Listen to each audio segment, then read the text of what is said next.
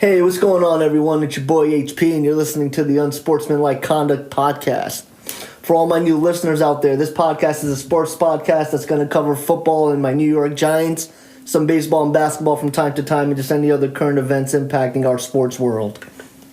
Before I get into the agenda of this podcast episode, I want everyone to follow my Instagram page. That's _unsportsmanlike_conduct. Again, that's _unsportsmanlike_conduct. So the agenda for today's episode, I want to talk about the Josh Rosen trade rumors, as my New York Giants are involved in those rumors. Josh Rosen, the current quarterback for the Arizona Cardinals. The Cardinals had drafted Josh Rosen last year. He ended up playing after a couple of games into the season. And didn't have the greatest rookie year, but nevertheless, he's still a good quarterback, and I'd like to talk in more detail about those rumors. I want to talk about Rob Gronkowski earlier this week announcing his retirement after a great 9 years in the NFL. I want to talk about the impact that he's had over the whole NFL and how great Belichick was able to utilize him to be as effective as he was, and how that sort of changed the landscape of how offenses are built today.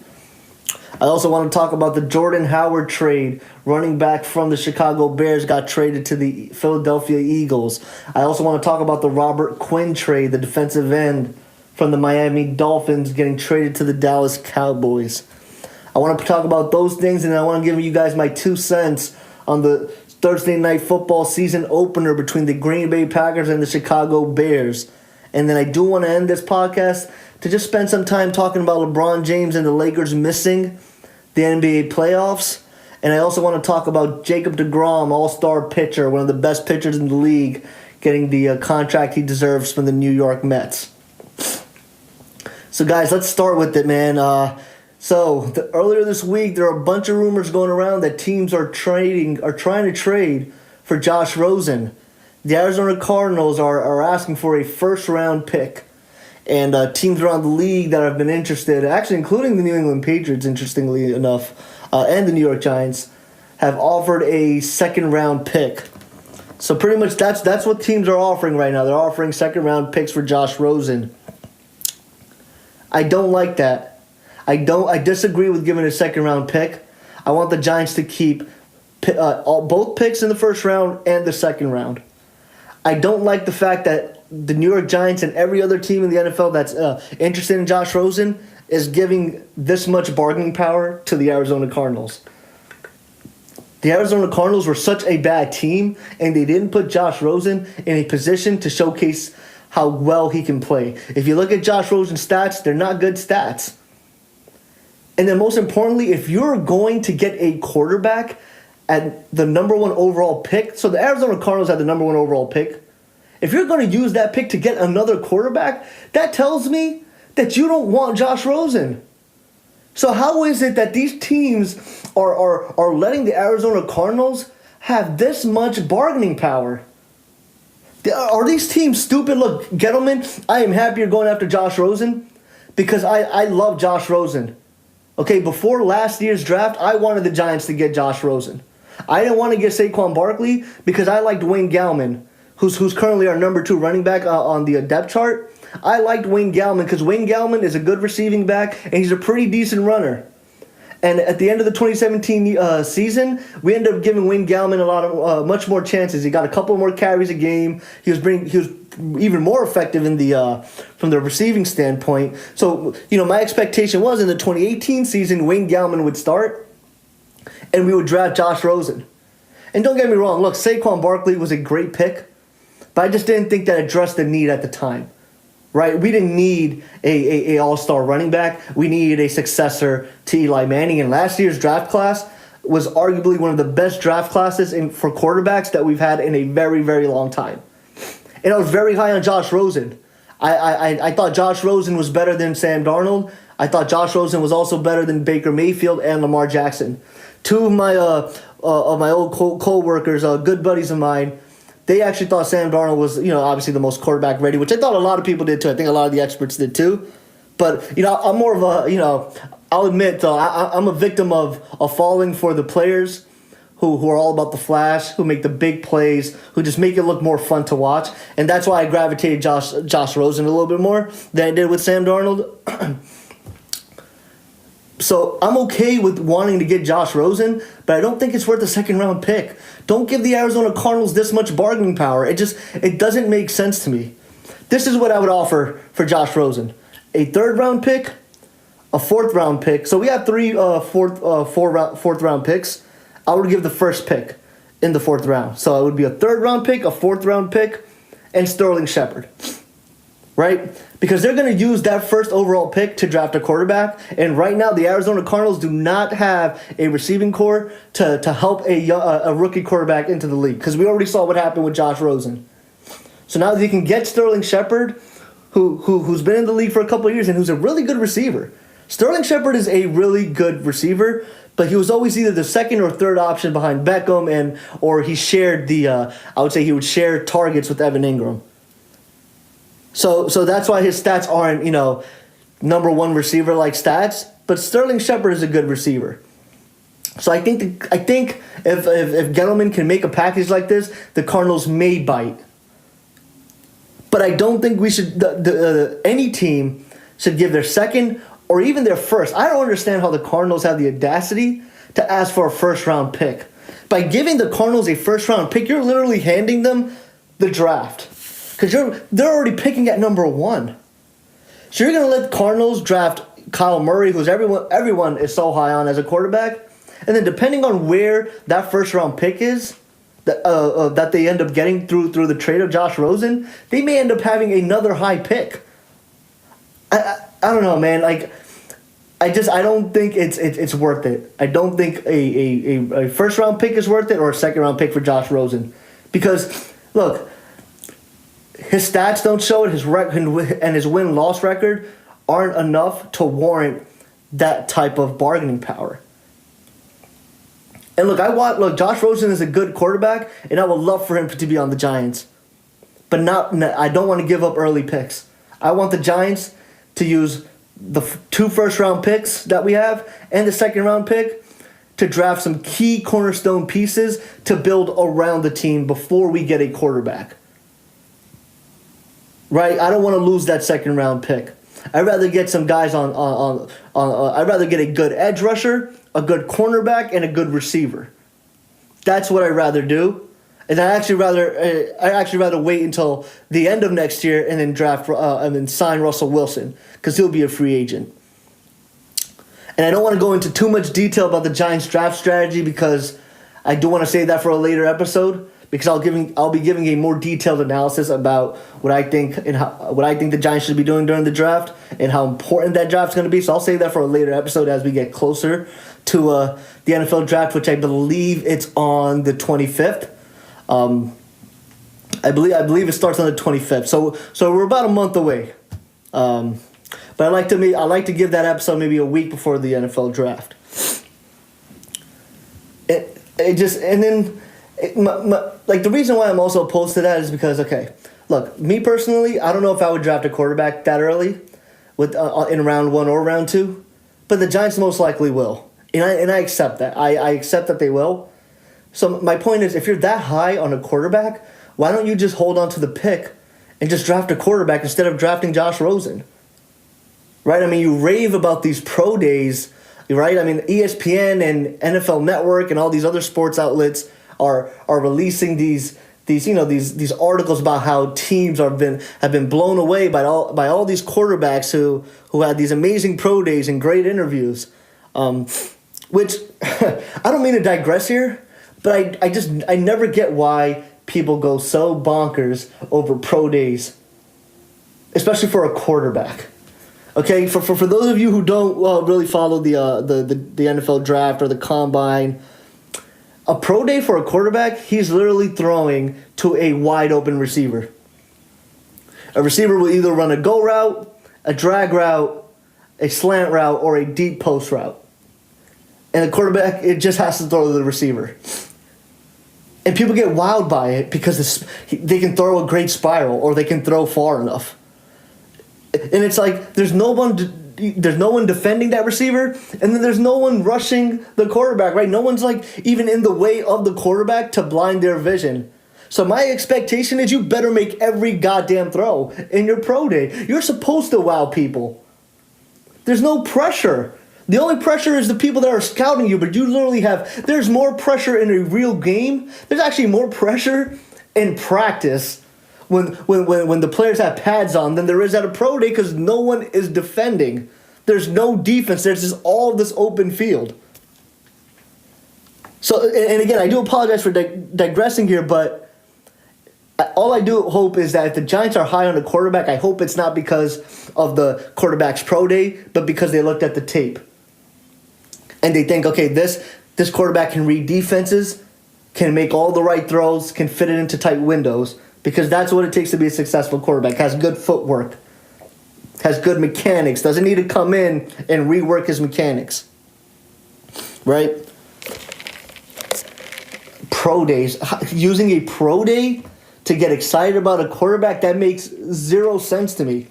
Didn't we see Jamarcus Russell throw, I don't know how many yards on one knee?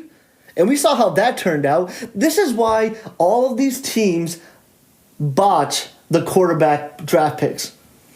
How many times have we seen these bad teams year in and year out have top 10 picks because they couldn't pick the right freaking quarterback? Perfect example, the Cleveland Browns. They've been bad for so long because they haven't had a quarterback. People don't know how to scout that position. People know how to scout receivers well, running backs well, defensive players pretty well, but no one knows how to scout a quarterback well.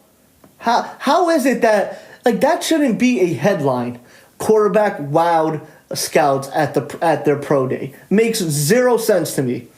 And I know I'm sounding like your typical armchair quarterback that swears he knows what he's talking about, but has never been there, has never been scouting before, has never been around an NFL team. I get it, but I think it just takes common sense. I've seen pro days before. It makes no sense. There's literally one guy tossing the quarterback the ball, and the quarterback has to throw the ball to the open receiver. And the more funny thing about that is the commentators, as they're watching these pro days, are just blown away. Wow, what a throw, what an arm. He's really flinging the ball there. How are you impressed by that? He better make that throw. He better fire that ball. No one is around to defend the ball or pressure the quarterback. But sorry, again, apologies for digressing. I do want to get back to the Josh Rosen. Let me just wrap that up. Again, Josh Rosen's a good quarterback. I watch his highlights on YouTube, and I do recommend everyone to just search him up on YouTube, right? Josh Rosen rookie highlights. And I know they're highlights, so they're only going to show the good stuff, but the good stuff is really good stuff, right? The highlights aren't just him throwing to a wide open receiver. It's him actually throwing between tight windows, over the top, over defenders. And then, including throwing deep, but really good throws. I think there was one play I saw where he's throwing down the sideline to a receiver. Just like these really, really good throws where I'm like, okay, if he's around a good receiving core and a good offensive coordinator and good head coach, which he wasn't last year. Right, their head coach was a more defensive-minded head coach who was defensive coordinator for the Cardinals prior to taking the job, and he ended up getting fired, which whatever, wasn't fair, right? But he wasn't an offensive-minded coach, so I think we have Pat Shurmur and Mike Shula, who are quarterback and offensive gurus, and I think Josh Rosen would do well in our system. And I think Gettleman has the right idea in terms of trying to get Josh Rosen. But again, I'm not crazy about giving away a second round pick. Especially because the Cardinals don't even want Josh Rosen. Right? The Cardinals don't want Josh Rosen. They want to give him away. So that should tell you something. After 1 year, the Cardinals are thinking of going for another quarterback. So how he can't be worth that much. Josh Rosen can't be worth a second round pick. At most, he's worth a third round pick because of potential.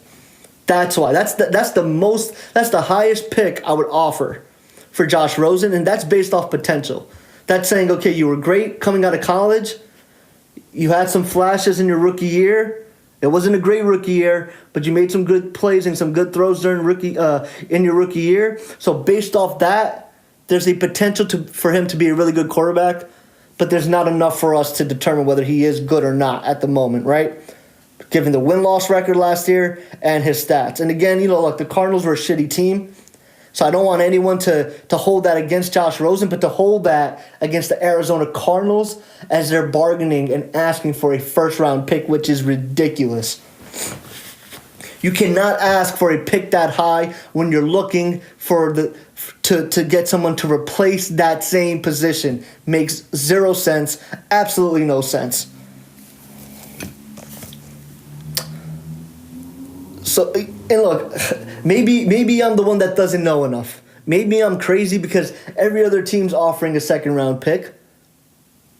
So you guys let me know. Reach out to me. Drop your insights and your comments and your thoughts in the comment section, or feel free to send me a DM on Instagram.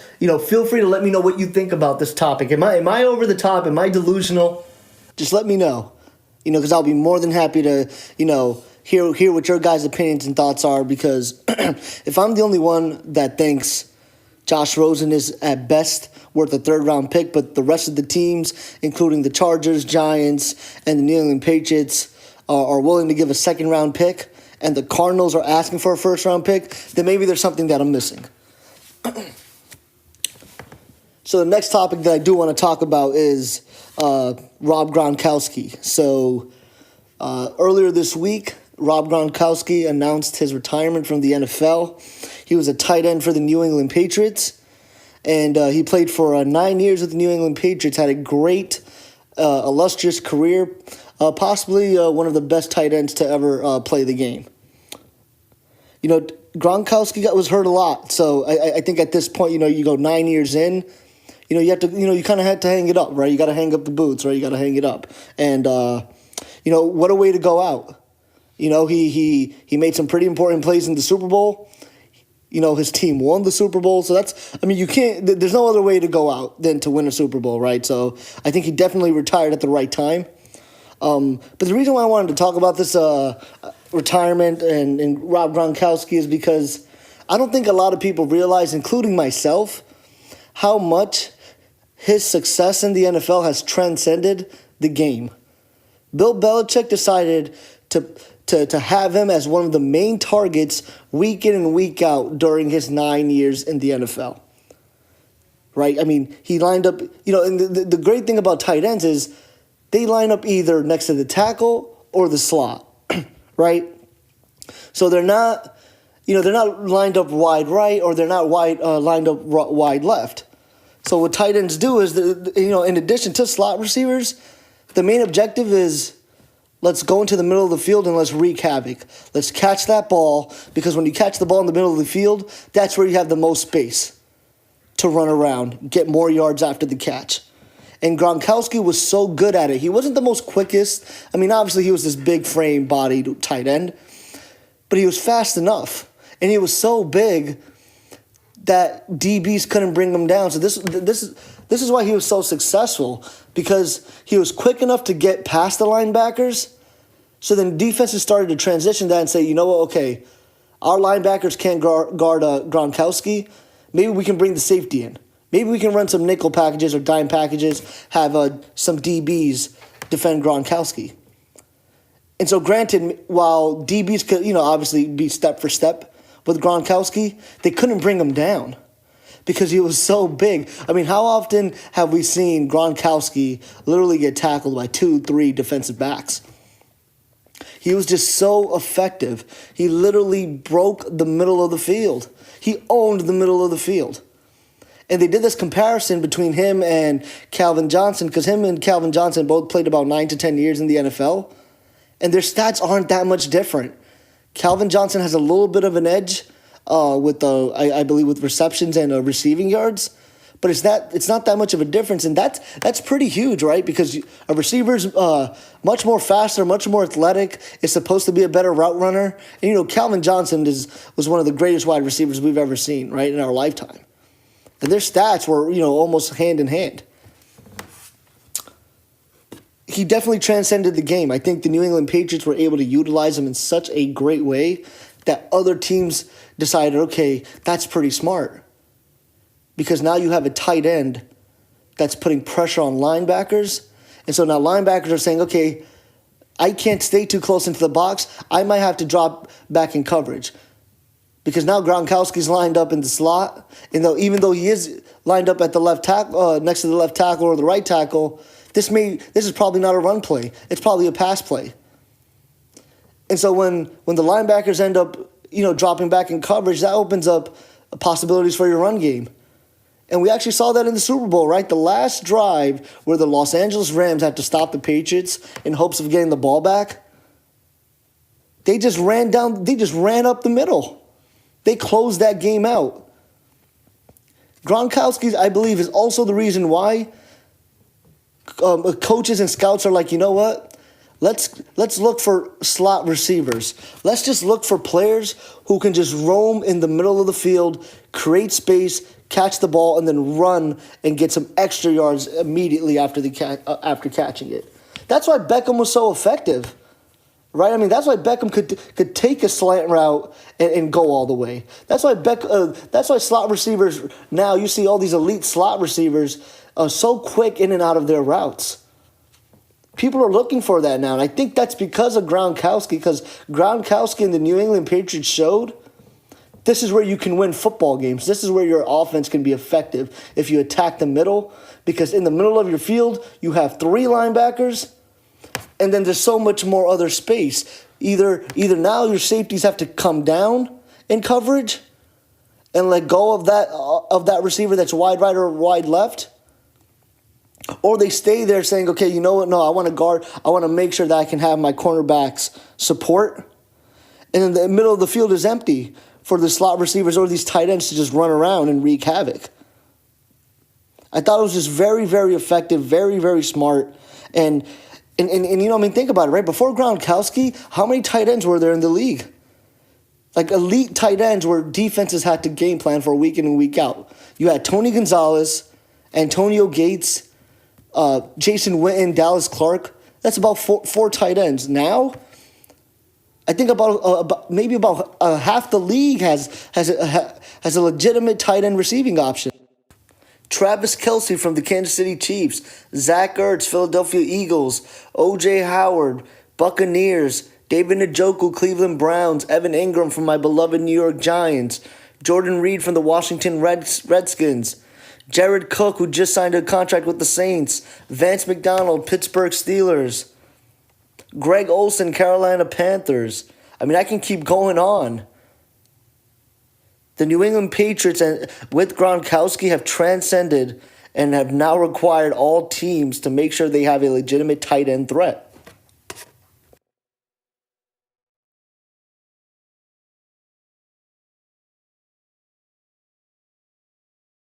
I mean, think about it, right? When teams don't have a legitimate tight end threat, they go look for one, either in the draft or free agency, right?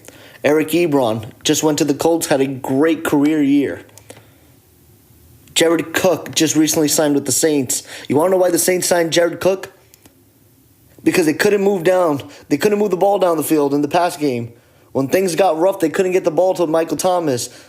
Because when you only have one good receiver on your team, and that receiver is a big body outside receiver and not a receiver that can go in the middle of the field and split the defense, it becomes very easy to double team someone like Michael Thomas. Michael Thomas is a stud. Do not get me wrong. I don't want you guys leaving this podcast thinking that I'm saying Michael Thomas in general is easy to guard.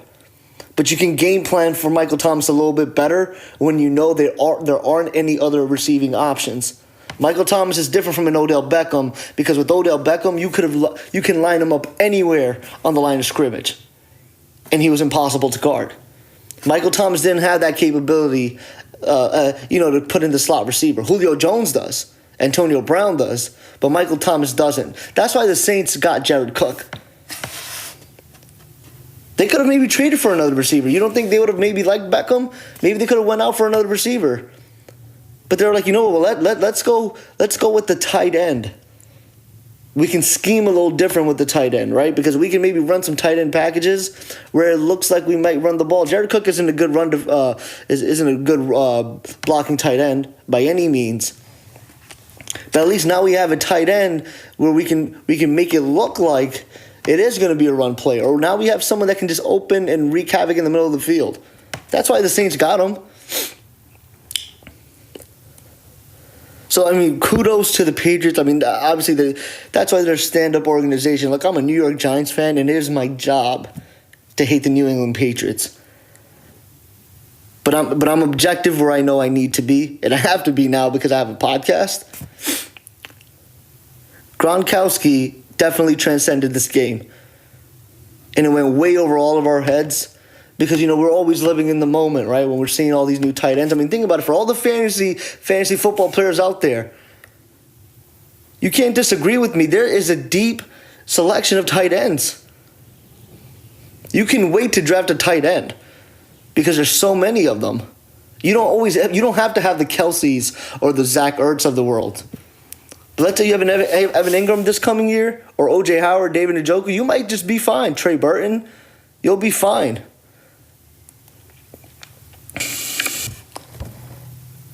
And, you know, that about wraps it up with the, you know, just my take on Gronkowski's career.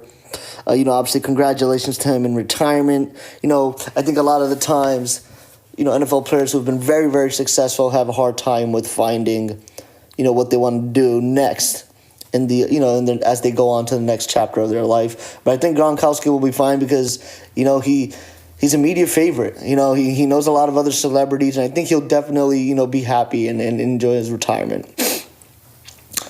So I do want to talk about a couple of more things that have happened in the NFL over the last week or so. So the Philadelphia Eagles traded their 2020 sixth-round draft pick for running back Jordan Howard from the Chicago Bears. That was a really good trade. I mean, anytime you can trade a late-round pick for decent talent, you know, you have to pull the trigger on that, right? I mean, it's very strange. I'm very, very, I wonder why they did that trade. I wonder why the Chicago Bears were okay with getting a sixth-round pick. I mean, you know, maybe it's because, you know, they just don't see the use in him. It's like, well, what's the point of having him around? Let's just get rid of him. We have Tariq Cohen. You know, he's obviously going to be the lead back.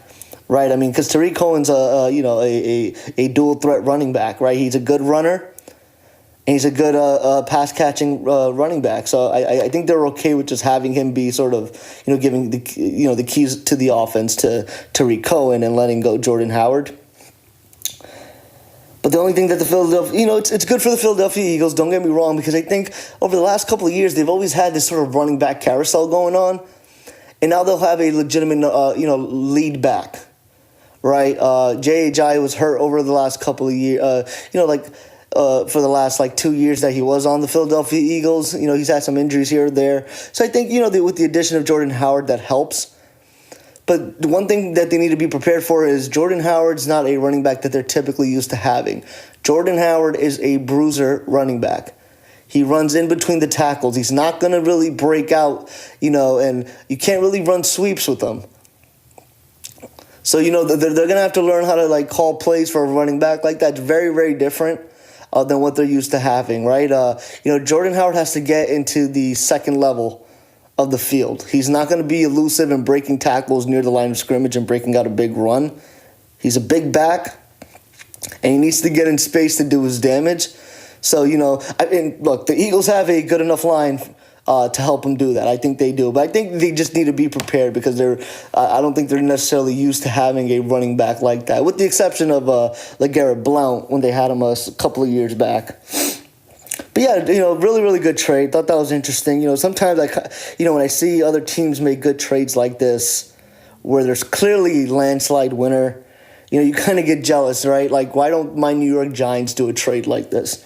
That's sort of the world we live in, right? When when you're a New York sports fan, sometimes you just get underwhelmed with some of the moves that your team makes. But yeah, good trade by the Philadelphia Eagles. You know, they're obviously one of the more better teams in the NFC East, in addition to the Dallas Cowboys. who also traded their 2020 sixth-round draft pick for defensive end Robert Quinn from the Miami Dolphins. Robert Quinn is a pretty effective pass rusher. He got 6.5 sacks last year, and I think they needed a defensive end because even though I think their front seven in total ranked about 12th overall, which is pretty good. I think a lot of that stemmed from DeMarcus Lawrence and Van Der Esch and Jalen Smith, and I think they needed some more help on that defensive line. Obviously we all know what happened with Randy Gregory. He's no longer in the NFL. DeMarcus Lawrence is battling shoulder issues. I don't even think he signed as a contract extension. I don't think he's locked in the contract yet with the Dallas Cowboys because I think there's an issue going on where he's waiting to sign a contract before he gets shoulder injury, and I think that's something that's sort of plaguing the negotiations at the moment. And, they had Tyrone Crawford, and he's pretty good defensive end, but, he's an average player.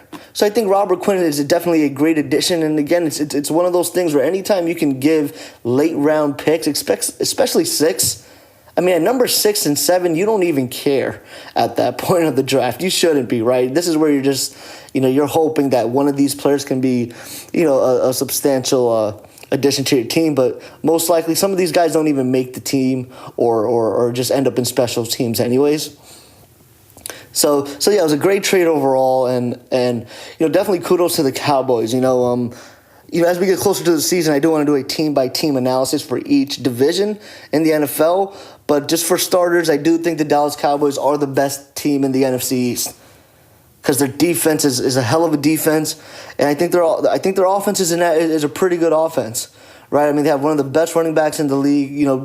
Prescott's a pretty good quarterback, and they're slowly going. I'm sure they're going to be looking for some offensive help in the draft as well. I'm sure they have an eye on a receiver. So yeah, definitely interesting. That's definitely a good acquisition. That's the acquisition that the Cowboys needed to make. Just a smart move by the Dallas Cowboys and also the Philadelphia Eagles. And I just wanted to touch upon that and give you guys my 2 cents on those 2 moves, given that it does impact the New York Giants since they're in the same division as us. And now I want to talk about the NFL announcing the 2019 season opener, Thursday Night Football, the Green Bay Packers and the Chicago Bears.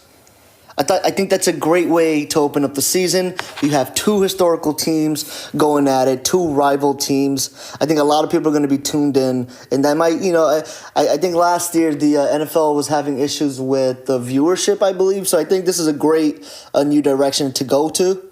I think a lot of people are going to tune into this game, and you got to think about it for many, many reasons. The Green Bay Packers had some new additions to their defense, as I even mentioned on my last podcast episode.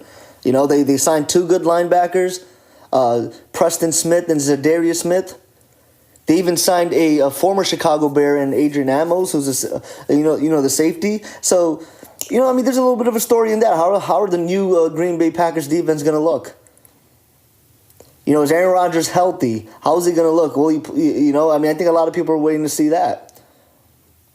And then from a Chicago Bears perspective, people want to see, can this defense be the same defense that it was last year? Or was it a fluke? And I think all eyes are going to be on Mitch Trubisky. In order for that team to go to the next level, Mitch Trubisky has to be a star. He has to sling and gun that football. He has to be the leader and one of the more important players on that team. And people are going to be looking out for that. And then lastly, I think, for fantasy football owners, there's going to be a lot of stake in this. People are going to have the Chicago Bears defense. People are going to have Mitch Trubisky and Aaron Rodgers as their quarterbacks. Tariq Cohen as their running back. Aaron Jones or Jamal Williams as their running backs. Devontae Adams as at wide receiver, Trey Burton at tight end.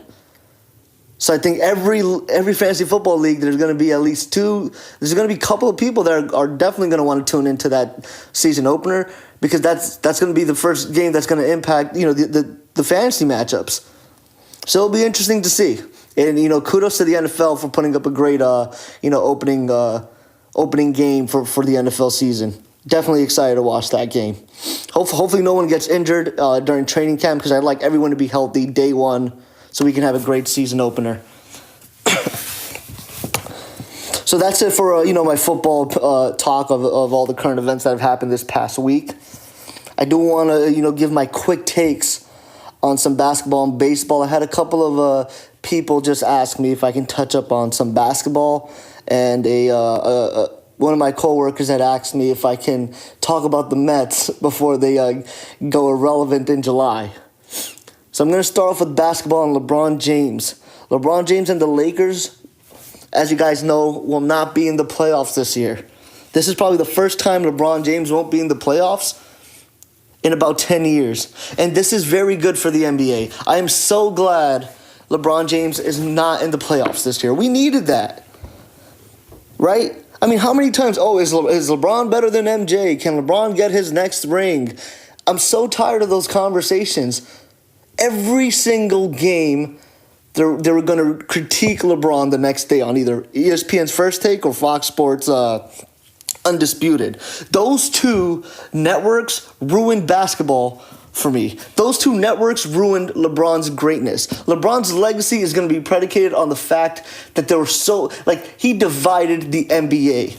But that was because of ESPN and Fox Sports wanting to talk about LeBron's, decision to leave Miami still to this day, going to Cleveland, leaving Cleveland again, people calling LeBron, selfish and gets coaches fired and just all that stuff that it just to me is not important. And that's why I wanted to start this podcast, to have meaningful discussions about sports. What do I see on the football field, baseball field, the basketball court? That's why I wanted to start this podcast, because ESPN and Fox Sports do not do that anymore. Those two are literally the TMZ for our sports world, and it's just not good content to watch anymore. But now that LeBron James is not in the playoffs, we just have more competition. I mean, especially because he left the Eastern Conference. A lot of these matchups are going to be good matchups. I think we're going to have a lot of 6 and 7 game series this year because LeBron James isn't in the playoffs. I think we may even go a couple of weeks without no LeBron coverage on ESPN and Fox Sports. I mean, how great is that going to be that we can talk about new teams? I think it's great for the NBA just for 1 year that they took off. And that's what the Los Angeles Lakers get. They wanted to bring LeBron in and then sort of put all their chips in and try to get Anthony Davis, and they couldn't do that. They were going to throw away their youth and their core to build off of, and Lonzo Ball, Brandon Ingram, and Kyle Kuzma, just so they can get Anthony Davis. And the funny thing was, they think that LeBron James and Anthony Davis, just with those two and losing the 3 other core pieces, can compete with the Rockets or the Golden State Warriors or the Denver Nuggets. No way could that team, just with those 2 All-Stars, can beat the Nuggets, the Warriors, or the Rockets. The Lakers team just wouldn't be deep enough, and that's literally how every LeBron James teams look like. You have 2 or 3 All-Star players, and then the rest of the team are just bench warmer players that LeBron James just has to carry. So that's what the Los Angeles Lakers get for trying to do the same thing, try to follow the same formula that LeBron has been part of when he was on the Heat, and then when he went back to the Cavaliers. They shouldn't trade all those players for an All-Star.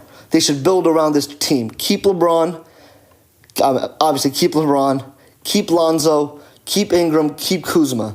Keep those guys, sign free agents at the end of the during free agency, build through the draft. That's how these teams got better. That's how the Warriors got better. That's how the Denver Nuggets got better. That's how the Portland Trailblazers got better. And now look at the Mavericks. They're competing now too. I mean, I know they're not one of the threats in the West, but next year they certainly will be. That's how the Bucks got better. Look at the Brooklyn Nets. The Nets are getting better too now. They're doing it organically. You can't force it, because when you force it, you become, almost similar to the New York Yankees. When you're really competitive for a handful of years, and then because you gave away your youth and players that were supposed to build that team, because they are no longer on that team, now it's like rebuild again. Because either LeBron left or your star players are old and can't perform as well as they used to. So I'm very glad that LeBron James is not in the playoffs this year. And this is coming from, and I know this is not going to sound believable, but I'm actually a LeBron fan. He is my favorite player in the league. When I was in junior high school, I had 2 Cleveland Cavalier jerseys. I liked him better than Melo. I liked him better than Wade. But he just gets annoying sometimes. Just seeing him all over our sports news. It's like I'm tired of that. Tell me something I don't know. I don't care about LeBron. Is LeBron James better than Michael Jordan? ESPN, Fox, we don't want to hear about that. So can we stop that since LeBron James is not in the playoffs? Can we at least stop it for a month? Or just give me a couple of months. During the playoffs, I do not want to talk about the fact that LeBron James could or could not be better than Michael Jordan. Just at least give me that. I want legitimate coverage on the playoffs now that LeBron's not in the playoffs this year. And then lastly, I want to talk about the New York Mets. They signed Jacob Degrom to a five-year contract. I believe it was around $130 million. I could be wrong on that, either $130 or $150 million dollar contract. It's a really good contract, and Jacob Degrom deserves it. He's the best pitcher in the league. Had a 1.7 ERA last year, and I don't expect Jacob Degrom to give me a 1.7 ERA this year. If he does, that would be insane. But I think DeGrom can get us 2.5 ERA, and he'll be just fine. And we saw what he did in the opener. What do you go? He had 10 Ks, went 6-7 innings. He killed. The Mets won off of 2 solo home runs from Robbie Cano. What a way to open up the season, right, for the Mets. The new acquisition is the reason why they won that game with the 2 runs. Actually, no, I'm sorry. Cano hit 1 home run, and I think the other one was a base hit. But nevertheless, and then they won off of a pitcher who they just gave a 5-year extension to. Now, my only concern with that extension is for Jacob Degrom because, he's going to find himself sort of like a Felix Hernandez type of situation where, your pitching stats are so dominant. Good ERA, good whip. You have the number of strikeouts. You have good hit number. Your batting in terms of like opposing batting average. Like all those stats are going to be good for Jacob Degrom. But then you look at the win-loss column, and he's going to have those 7-win seasons, or up to 10 wins. And it's a little ugly to look at. For people who know about baseball, they can kind of ignore that sometimes. And I think that's why Felix Hernandez was praised and even had a Cy Young, is because people knew like, hey, Felix Hernandez isn't going to be couldn't be a 15-game winner all the time because that team, the Seattle Mariners, are so bad. So maybe that's what Jacob Degrom's career comes to. A pitcher that just pitches lights out, has lights out statistics, but just won't ever win enough.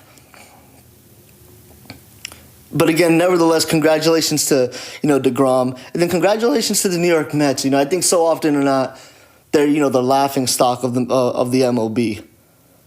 But I think we have to be I feel like every offseason they try to do what they can with what they have to work with. Every offseason they try to make some move. It may not be the best move with the biggest splash, but they try to do something to see if they can be competitive. So this was definitely a good move. I think New York Mets fans should definitely be happy that they re-signed Degrom.